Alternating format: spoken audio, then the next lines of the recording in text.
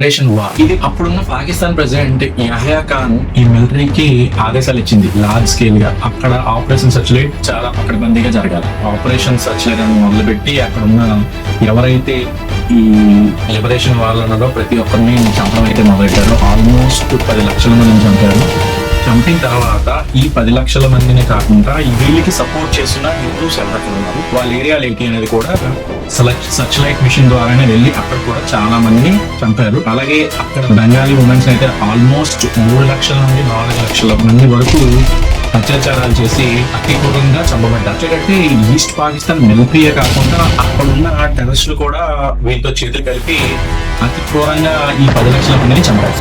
అయితే ఈ వార్ లో మనం గెలిచాం. అంటే 1991 ఇండో పాక్ వార్ లో మనం గెలిచాం.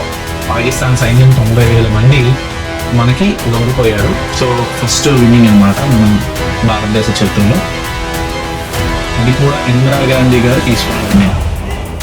అంటే ఆ లిబరేషన్ వార్ లో ఎవరైతే యుద్ధంలో మరణించారో వాళ్ళ కుటుంబానికి సమ్ రిజర్వేషన్ కోటా ఇచ్చి వాళ్ళకి ఉద్యోగాలు ఇవ్వడం అనేది బంగ్లాదేశ్ ప్రభుత్వం స్టార్ట్ చేసింది. 2024లో ఈ బంగ్లాదేశ్ లో ఆ కోటా వద్దని మొత్తం మళ్ళీ ముస్లింలు, హిందువులు, క్రిస్టియన్స్, బుద్ధిజం వాళ్ళందరూ కలిపి షేక్ హసీనా మీద ప్రొటెస్ట్ చేశారన్నమాట.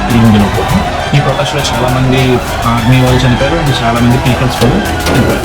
ఎవరైతే ప్రైమ్ మినిస్టర్ షేక్ హసీనా గారు ఉన్నారో ఇండియాకి అయితే వచ్చారు. సో అక్కడ వాళ్ళు హిందూస్ కానీ ముస్లిమ్స్ కానీ నాన్ రిలీజియస్ వాళ్ళు మనకి మరోసారి స్వతంత్రం వచ్చిందని హ్యాపీగా అనుకునే క్షణాలు కొద్దిగా అవ్వగానే అక్కడున్న ముస్లిం రాడిస్టులు ఇంకా ఎవరైతే మైనార్టీ ఉన్నారో దాడులు చేయడం మొదలెట్టారు. అది ఎలాంటి దాడులు అంటే ఇళ్ళ మీద దాడి చేశారు, ఇల్లు ధ్వంసం చేశారు, అక్కడ ఉన్న టెంపుల్స్ ధ్వంసం చేశారు. అక్కడికి ఇస్కాన్ అనే టెంపుల్ ముందుగా కరోనా టైంలో ఫుడ్ క్రైసిస్ ఉన్నప్పుడు వీళ్ళే వాళ్ళందరికీ భోజనాలు పెట్టి ఆ ఆర్గనైజ్ ఆడుకున్నారు అనమాట. వీళ్ళ మీద కూడా దాడి చేసి ఇస్కాన్ కి ఎవరైతే హెడ్ ఉన్నారో అతన్ని కూడా అరెస్ట్ చేశారనమాట. అంత రాడికలిజం అనేది చూపెట్టారు ఈ ముస్లిమ్స్ అందులో. అయితే మనం బంగ్లాదేశ్ లో జరిగిన చాలా ముఖ్యమైన ఫ్యాక్ట్స్ అయితే చెప్పుకున్నాం. కొన్ని ఒక సిస్టర్ హిందూ తన బాధ ఏంటో కొద్దిగా చెప్తుంది. వన్స్ వాళ్ళు అక్కడ టోటల్ గా ఆధీనంలోకి వచ్చిన తర్వాత అక్కడ ఉన్న వాళ్ళని పూర్తిగా ఇంట్లోకి వెళ్ళి హింసించడం అనేది అయితే జరిగిందట. అండ్ వాళ్ళ ఇంట్లో కొట్టి అండ్ మతం మారుస్తారా లేదా అని కూడా చెప్పారంట. ఏంటంటే వన్స్ మెజారిటీ గెలగానే బంగ్లాదేశ్ నుండి షేక్ హసీనా గారు బయటకు వెళ్ళిపోగానే మేము చాలా ఫ్రీ అయిపోయాం, మాకు ఫ్రీడమ్ మళ్ళీ వచ్చిందని వన్స్ వాళ్ళ మెజారిటీ అనేది గెలగానే అక్కడ ఉన్న హిందువుల మీద దౌర్జన్యంగా దాడులు చేస్తూ వాళ్ళ ఆస్తులు ధ్వంసం చేస్తూ ఇంట్లో కన్వర్ట్ అవ్వాలని లేకపోతే హిజాబులు మీరు వేసుకోవాలని ఒకసారి ఇక్కడ టెంపుల్స్ లో ప్రార్థన జరగకూడదని చాలా వరకు ఇబ్బందులు పెట్టారు. అయితే ఇప్పుడు మన పాకిస్తాన్, ఇండియా, బంగ్లాదేశ్ మధ్యన జరిగిన కొన్ని ఫ్యాక్ట్స్ మాట్లాడదాం. మళ్ళీ ఆఫ్ ఇండియా 1947 లో జరిగింది. సో స్వతంత్రం వచ్చింది ఎవరి వల్ల? హిందూస్, ముస్లిమ్స్, బుద్ధిస్ట్, సిక్ అని అందరూ కలిసి ఈ స్వతంత్రం అయితే తెచ్చుకున్నాం. సో ముస్లిమ్స్ 100% కూడా మనకి స్వతంత్రం వచ్చిన తర్వాత మనకు ప్రత్యేకమైన దేశం కావాలని చెప్పిన తర్వాత సో వాళ్ళకి ప్రత్యేకమైన దేశం పాకిస్తాన్ అయితే మనం ఇచ్చాం. సో పాకిస్తాన్ లో ఉన్న హిందూస్ అందరూ మేము మరి ఇండియాకి వచ్చేస్తాం, వాళ్ళకి ప్రత్యేకమైన దేశం ఇచ్చారు కాబట్టి అంటే గాంధీజీ గారు ఆ టైంలో లేదు వాళ్ళందరూ మన వాళ్ళని అక్కడ ఉంచారు. మరి ఇక్కడ 100% మాకు ప్రత్యేకమైన దేశం కావాలన్న వాళ్ళు ఇక్కడ మేము లేదు మేము ఇండియాలోనే ఉంటామంటే గాంధీజీ గారు ఇల్లు వండించారు. అప్పుడు సర్దార్జీ గారు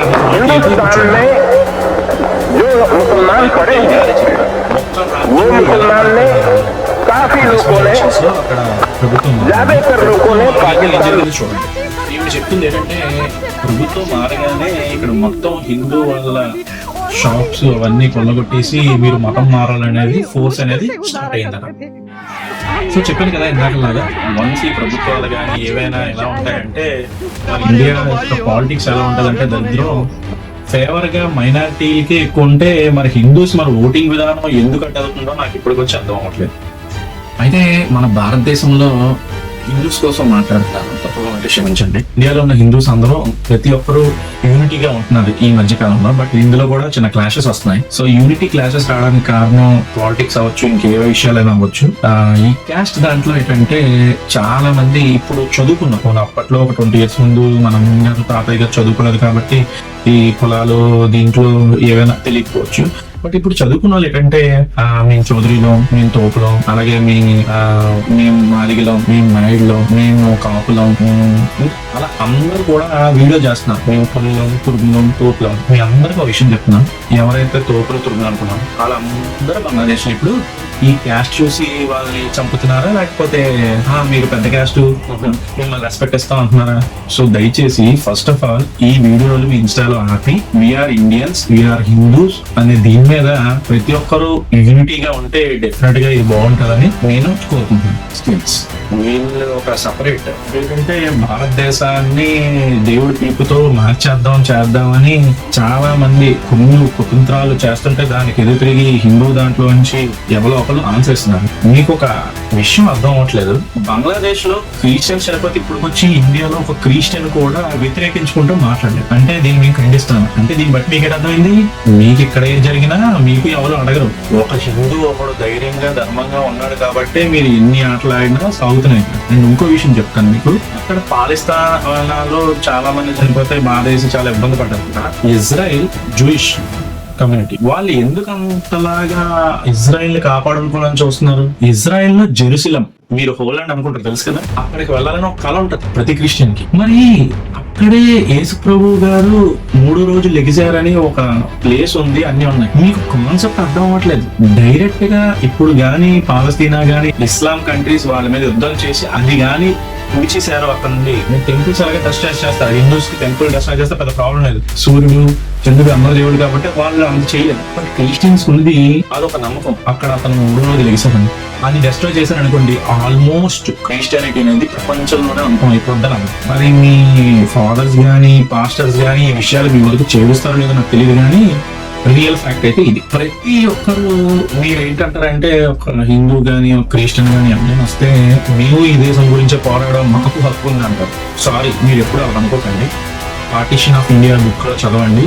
మేము దేశం గురించి పోరాడగలరు హ్యాపీ. కానీ 100% ముస్లిమ్స్ ఏం కావాలనుకున్నారు అప్పట్లో? మాకు ప్రత్యేకమైన దేశం కావాలి. మీరైతే వెళ్ళిపోయారు వచ్చాడు.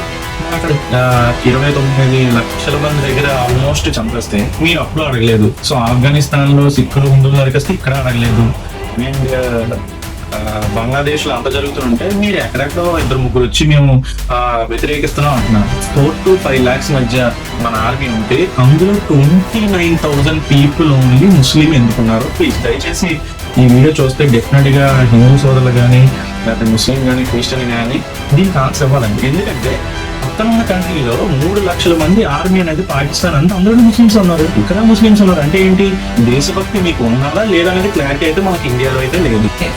కొంతమంది మా ముస్లిం ఫ్రెండ్స్ ఈ క్వశ్చన్ నేను అడిగినప్పుడు వాళ్ళు చెప్పేది అంటే మాకు సరైన ఎడ్యుకేషన్ సిస్టమ్ అనేది చాలా తక్కువగా ఉంది, సో అందువల్ల మేము మిలిటరీలోకి వెళ్ళబోతున్నామని కొంతమంది చెప్పారు. సో నేను వాళ్ళకి క్వశ్చన్ ఏంటి వేస్తానంటే, ప్రజెంట్ ఇండియాలో ముస్లిం పోలీస్ డిపార్ట్మెంట్ లో ఉన్న వాళ్ళు 107,000 మంది అప్రాక్సిమేట్లీ. అండ్ జమ్మూ కాశ్మీర్ లో ఒక 40 నుండి 50,000 మధ్య. సో వీళ్ళందరూ చదువుకోకుండా వెళ్ళారా, చదివి వెళ్ళారా? సో ఇక్కడ మన మైండ్ సెట్ మారాలి. ఇప్పుడు మీ మైండ్ సెట్ ఎలా ఉందంటే, ఇటు పాకిస్తాన్ లో మన బాయిలే, ఇటు బంగ్లాదేశ్ లో మన బాయిలే, మేము ఎందుకు కొట్టుకోవాలనే ఆలోచనలో ఉంటే మాత్రం చాలా దయచేసి అలాంటి ఆలోచన ఉంటే ముందుగా తీసే మైండ్ వచ్చి. పాకిస్తాన్, బంగ్లాదేశ్, ఆఫ్ఘనిస్తాన్ ఈ 3 ఎవరైతే ముస్లిమ్స్ ఉన్నారో అండ్ ఇండియా, వీళ్ళందరూ అసలు ముస్లిమ్సే కాదని ఎక్కడైతే ప్రాఫిట్ ముహమ్మద్ పుట్టారో అక్కడ ఉన్న వాళ్ళే చెప్తున్నారు. ఎందుకంటే మేమే ముస్లిమ్స్, వాళ్ళంతా కన్వర్టెన్స్ ఇక్కడ పుట్టారు కాబట్టి వాళ్ళు ముస్లింలు కాదని. సో మీరు అలాంటివి ఖండించలేదు అండ్ ఇజ్రాయెల్ మీద దాడులు ఖండించలేదు. ప్రతి దానికి కూడా మన వాళ్ళు అక్కడ చనిపోతున్నారు అంటారు తప్ప. అలాగే పాకిస్తాన్ కి చాలా సార్లు అభయహస్తం భారతదేశం ఇచ్చింది, చాలా సార్లు ఫ్రెండ్లీగా వెళ్దాం అనే లోపు టెర్రరిస్టులు దాడి చేసేవారు. నాకు ఇప్పుడు వచ్చే భారతదేశంలో నాకు ఒకటైతే అర్థం అవట్లేదండి.